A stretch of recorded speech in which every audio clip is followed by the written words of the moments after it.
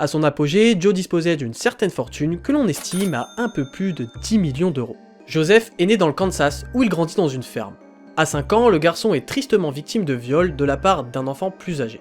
La famille rejoint ensuite le Texas où Joseph occupera divers emplois avant d'ouvrir une animalerie avec son frère Garold en 1986. Puis en 1997, après avoir fermé sa première animalerie et en avoir ouvert une seconde à proximité, il entre en conflit avec la ville pour des faits de violation répétée du code des décorations et des enseignes. La raison est que Joseph a accroché un drapeau des États-Unis avec des rayures arc-en-ciel dans sa vitrine. Après la mort de son frère dans un accident de voiture la même année, il vend l'animalerie pour acheter une ferme de plus de 6 hectares dans l'Oklahoma. Celle-ci est baptisée Garold Wayne Exotic Animal Memorial Park en hommage à son frère et lui vaudra son surnom.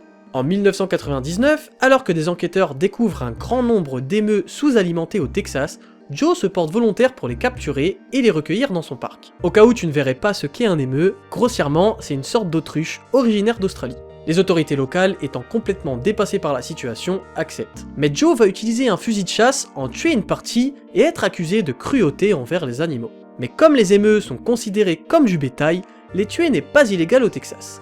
Joe ne sera donc pas inculpé pour ces faits.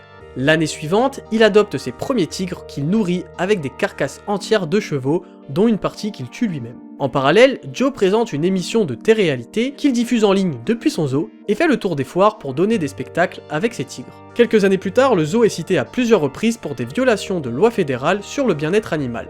Et en 2011, Carole Baskin, militante de la cause animale et fondatrice d'un sanctuaire pour félins, organise des manifestations contre les spectacles de Joe. Pour riposter, le dresseur tourne alors l'image du sanctuaire en dérision, Carole le poursuit en justice pour contrefaçon de marque et Joe est condamné à lui verser 1 million de dollars. En 2018, Joe est accusé d'avoir tenté de faire assassiner la militante.